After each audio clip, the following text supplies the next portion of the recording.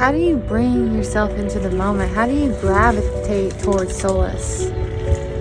How do you become one with right now and dissolve everything that lives in your head? There's two realities. The one up here on thought loops, where you're there like all day just playing the what ifs, the could have beens, the should have beens, the I wish I would haves.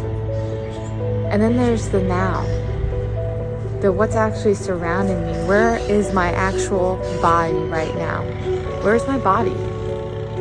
Because sometimes it feels like it's up here and we're scrambling, trying to figure things out on our own.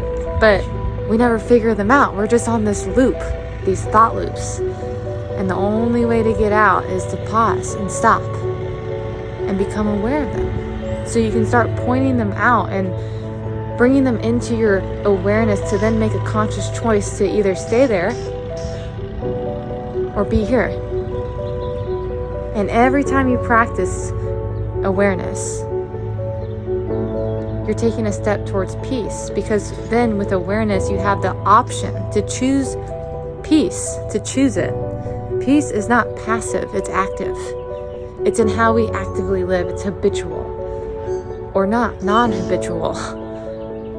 A lot of us, all we want to do, at least for me, is find longer periods of relaxing into the moment. And I used to think, when I finally get there, I'll finally be able to be happy when. I'll finally be able to relax when I have enough money in the bank, when the noise gets a little bit quieter, when I'm less busy, when my kids grow up, when I have less bills to pay. Then I can finally relax, and I can't wait. And I'm working hard to get there. And it's giving me purpose and destination and fulfillment, right? What is contentment and what is fulfillment? There is a huge difference. A lot of us are chasing things outside of ourselves, thinking it's going to bring internal peace, and it never does. But we keep chasing. We are meaning-making machines. We give meaning to everything, and we forget to stop and listen to what actually is compared to what we think it is, based on our perception at a lower density. If we're looking through the eyes of fear, if we're looking through the eyes of anger, through jealousy, through envy, through unhealed wounds, through PTSD, trauma, CPTSD, complex trauma, emotional, the kind you can't see, the kind that's invisible and just shows up out of freaking nowhere. You're having a good day, and then all of a sudden you get triggered and your energy constricts and you lose the expansiveness just like that. It drives the car and you're the passenger, and it's on autopilot until we choose to stop and pause. But it takes practice. If you continue to wait to be happy when, to relax when, it's like we're all just trying to find that safety and space in that time to be happy when, to finally breathe and actually exhale when. Sometimes we find that temporary relief through drinking, through getting high, through buying things, through reaching achievement after achievement, making the most money you can make, and think, once I have that $1 million and that house paid off and everything looks perfect. Well, perfect is an illusion. Wake up. We're all imperfect, and we're always going to be. If you're striving for perfection, guess what?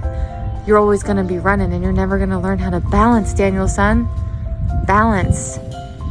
A lot of us don't know we're unbalanced because we're running, and when you're running, it's easier to keep your balance. At least think you are, because you've got that momentum. But where is that momentum taking you? To the same places or a new reality? You got to learn to balance in stillness. It's hard to balance in duality through the illusions we're born into, only to disillusion ourselves to finally wake up. There's the three births of the physical. We become form out of our mother's womb. The separation, we learn that we're separate, and some of us get stuck there. And then there's that third birth of wholeness, where we realize everything is interconnected. And the illusion of happiness, the illusion of belonging, the illusion of perfection We get lost in illusion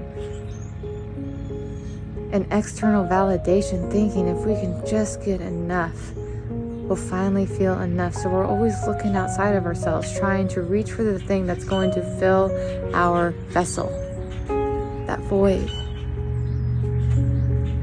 And we never really learn how to hold the moment. We never really know how to hold love.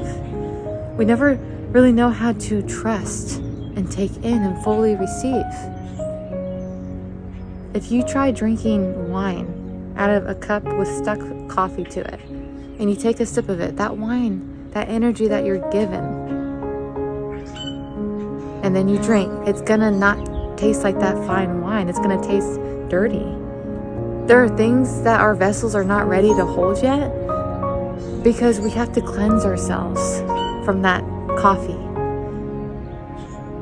If we want to be able to hold that pure energy purely.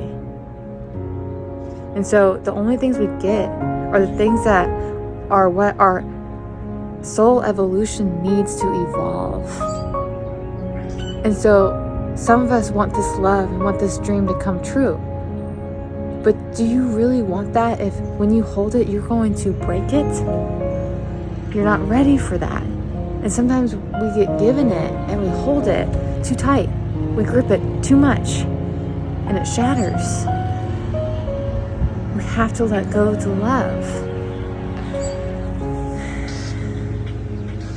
We have to cleanse our vessel to be able to hold love in the way it deserves to be held in reverence and honor and safety. But we have to learn how to do it with ourselves first, I think, so we can become that for others. So whatever we become, we receive, I think. And so all the triggers, everybody in my story, everybody that used to make me mad or jealous or trigger me and I can't believe this, and anybody who maybe I would want someone to think a little bit less than because they kind of trigger me in a negative way, you know? We've all been there. We're all human. It's universal. It's a universal struggle. If it wasn't for my suffering, there would be no opportunity for me to have the choice to remember my remembering. There's a difference between someone who's spoiled and someone who's nurtured.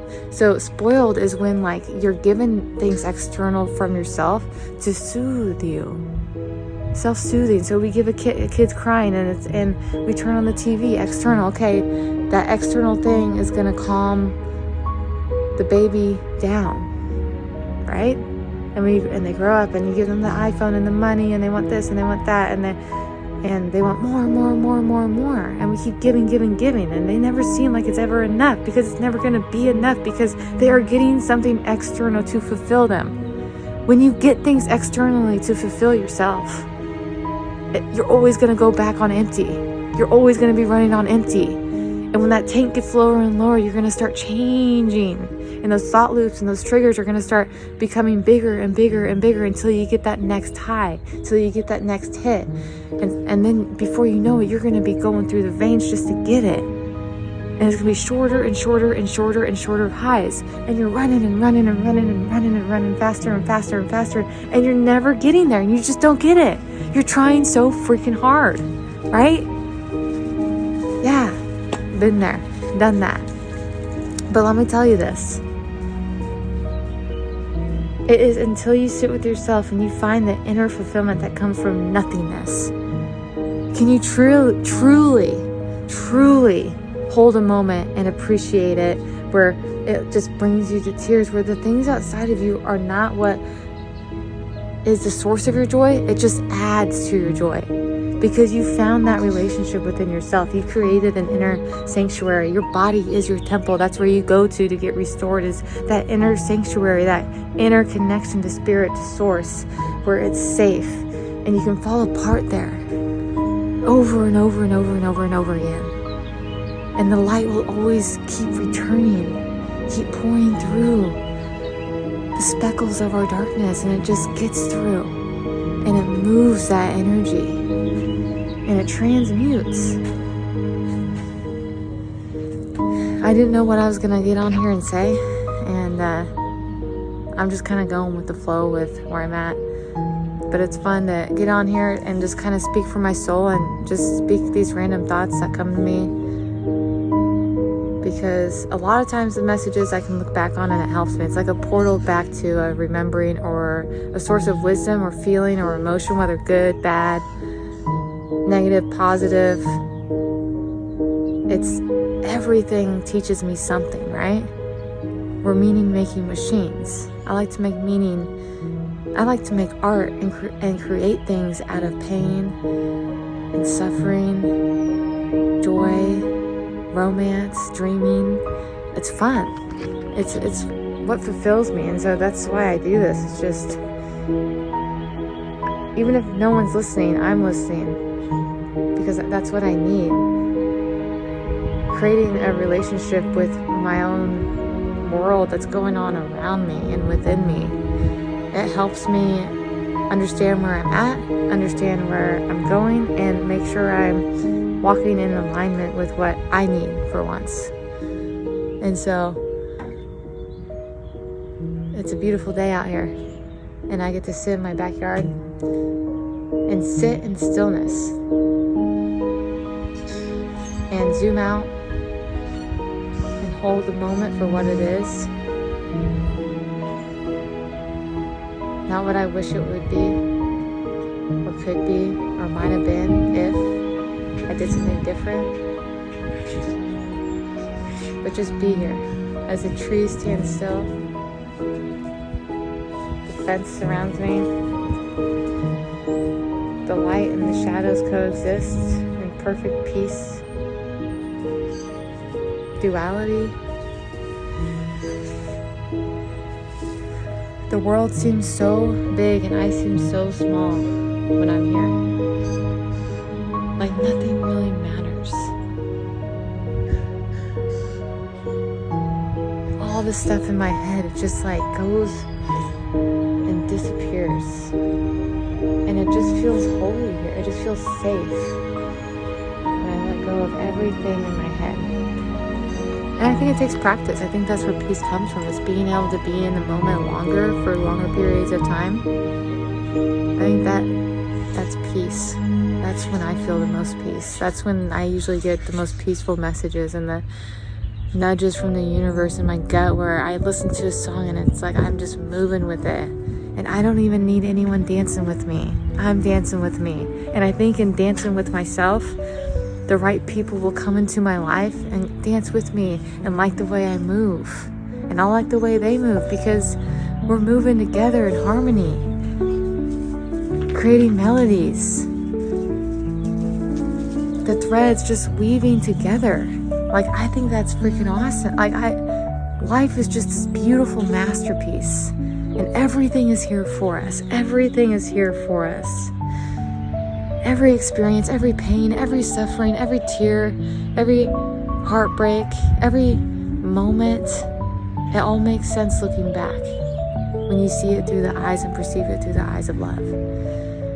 And that's why you can trust it. That's why you can trust where you're at, because you're like, well, this is what I need.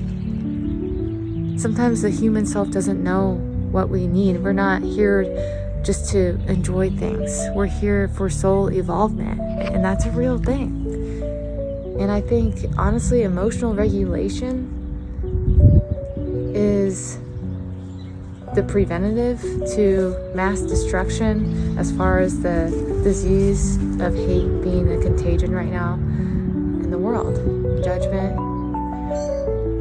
reactivity rather than responsiveness. I think if everyone learned to emotionally regulate, that's the starting point to start learning how to be in alignment with yourself.